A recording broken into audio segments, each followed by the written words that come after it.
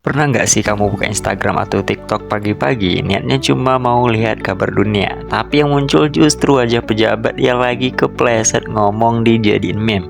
Dan lucunya, bukan cuma satu, ada 3, 4, bahkan 5 versi, yang kalau dikumpulin bisa jadi album kompilasi. Nah, hari ini kita bakal kupas tuntas kenapa sih pejabat itu sering banget jadi bahan meme. Apa karena mereka suka tampil aneh? Apa karena netizen kurang kerjaan? Atau jangan-jangan ini memang takdir alam semesta? Kita bahas semuanya lengkap, tapi tetap santai dan penuh ketawa. Tapi sebelum masuk ke pembahasan, tolong tahan dulu jempol kalian. Klik tombol subscribe sama nyalain loncengnya. Karena dengan subscribe kalian membantu channel ini tetap hidup, tetap semangat, dan tidak ikut-ikutan jadi meme kalau view turun. Jadi langsung pencet, gratis, aman, dan tidak menyebabkan inflasi. Sekarang, mari kita mulai. Pertama, jarak antara kekuasaan dan publik. Pejabat itu hidup di dunia yang serba formal. Mereka pakai jas, duduk di kursi empuk, dan ngomong pakai naskah yang panjangnya kadang mengalahkan skripsi orang. Sedangkan rakyat hidup di dunia warkop, diskon ongkir, dan sinyal lemot. Ketika dua dunia ini bertabrakan, muncul komedi yang tidak pernah sengaja diciptakan. Misalnya pejabat bilang, kami sangat dekat dengan rakyat, tapi cara ngomongnya seperti membaca deklarasi kemerdekaan.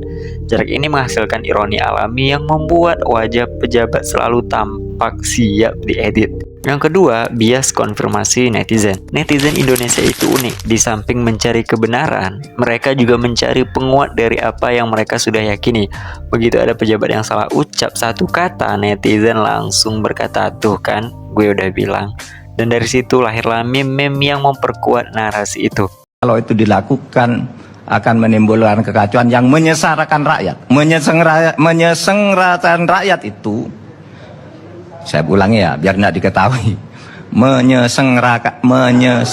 Netizen tidak butuh riset mendalam. Cukup satu potongan video durasi 0,2 detik sudah jadi bukti ilmiah. Proses pembentukan meme ini cepat sekali, bahkan lebih cepat daripada proses pengesahan rapat. Dalam hitungan menit, semua kesalahan kecil bisa dipelintir menjadi komedi nasional yang dibagikan ke grup WhatsApp keluarga. Faktor ketiga, pejabat selalu berada di bawah sorotan kamera. Setiap kali mereka keluar mobil, ada kamera. Setiap kali mereka jalan ke arah podium, ada kamera. Bahkan ketika mereka cuma garuk-garuk kepala sedikit, juga ada yang ngerekam. Dan di zaman resolusi 4K dan zoom 500%, gambar ini tidak pernah lolos dari mata netizen yang selalu siap mengcapture momen paling canggung. Jejak digital ini tidak bisa dihapus. Sekali sudah tersebar, ya sudah.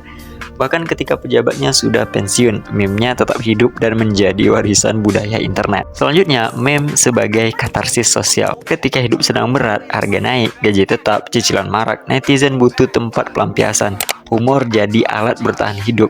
Jadi setiap kali ada pejabat melakukan sedikit kesalahan, publik menjadikannya pelarian untuk melepas stres. Meme menjadi terapi komunal, tempat kita menertawakan kelemahan manusia yang kebetulan sedang memegang kekuasaan.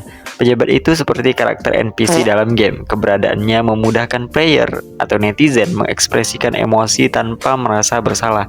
Ini katarsis, terapi murah, dan hiburan nasional. Kadang pejabat bicara kepala dingin, padahal rakyat lagi panas. Mereka bilang harga stabil, tapi emak-emak di pasar sudah geleng-geleng 3 kali. Mereka bilang semua sudah terkendali, tapi di lapangan terlihat antrian panjang menunggu bantuan. Ketidaksesuaian kecil ini menciptakan komedi situasional yang sangat organik. Kamera menangkap ekspresi wajah yang tidak sinkron dengan kenyataan, dan netizen melihat itu sebagai bahan humor. Ini seperti menonton film drama yang tiba-tiba berubah jadi komedi tanpa sengaja. Ketika sistem bermasalah, pejabat jadi sasaran. Padahal kadang bukan dia yang salah, tapi jabatannya dianggap representasi dari kekacauan.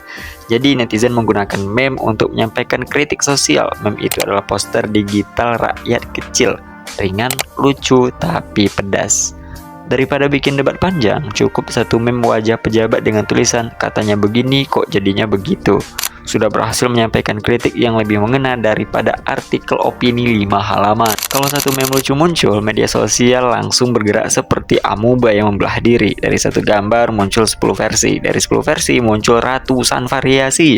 Ada yang bikin parodi trailer film, bikin animasi, bikin versi dub suara, bahkan ada yang membuat video panjang hanya untuk ekspresi pejabat, hanya untuk satu ekspresi pejabat. Efek ini berantai dan cepat, begitu viral semua orang ikut nimbrung dari anak SMP sampai bapak-bapak grup WA, dan semakin banyak yang ikut semakin besar bola saljunya. Pejabat itu sering terlalu formal, kaku, dan tidak natural, dan ini membuat mereka tampak seperti karakter di acara drama kolosal, kaku sedikit, kadang salah pandang sedikit. Kedipan yang terlalu lama semuanya bisa jadi bahan komedi.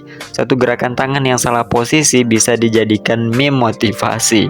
Satu ekspresi melongo bisa dijadikan meme kebingungan nasional. Padahal mungkin mereka cuma capek atau kurang tidur, tapi kamera tidak mengenal kasihan. Selanjutnya, pejabat sering tampil dalam suasana serius, rapat penting, konferensi pers, situasi tegang. Tapi ketika ada sedikit saja hal konyol, mic mati, banner jatuh, kursi goyang, atau tersandung kabel, kontras itu menghasilkan humor otomatis. Penonton seperti menemukan glitch dalam sistem. Hal kecil itu menjadi sangat lucu karena muncul di momen yang sangat formal. Netizen pun langsung memotong, mengedit, dan menyebarkannya seperti menemukan permata komedi. Sejak dulu rakyat selalu menggunakan humor untuk mengkritik kekuasaan. Zaman dulu bentuknya karikatur di surat kabar, sekarang bentuknya meme digital. Internet hanya mempercepat dan memperluasnya. Meme politik jadi bagian dari budaya modern. Cara rakyat menyampaikan pendapat tanpa harus menulis artikel panjang atau orasi di jalan. Dengan satu gambar dan satu kalimat lucu, peran bisa lebih cepat sampai. Jadi setelah kita bongkar satu persatu, ternyata fenomena pejabat jadi bahan meme itu bukan kutukan internet, bukan juga hasil konspirasi grup WA bapak-bapak. Ini adalah kombinasi antara jarak sosial, jejak digital yang kelewat banyak, humor rakyat yang tidak pernah mati, dan algoritma yang hobi bikin hal-hal konyol jadi viral. Pada akhirnya meme bukan cuma lucu-lucuan, tapi juga cara kita memahami dunia yang makin absurd setiap hari. Dan ingat, selama masih ada kamera, internet, dan netizen yang kreatifnya tidak bisa diprediksi, pejabat kemungkinan besar akan terus jadi bintang tamu tak resmi meme nasional. Dunia berubah, teknologi maju, tapi ketawa tetap bertahan. Kalau kamu suka pembahasan kayak gini, jangan lupa subscribe, like, dan share ke teman-teman kamu biar mereka ikut ketawa bareng. Kita ketemu lagi di video berikutnya membahas topik-topik yang sama serunya, sama lucunya, dan semoga sama edukatifnya. Terima kasih sudah menonton, sampai ketemu lagi.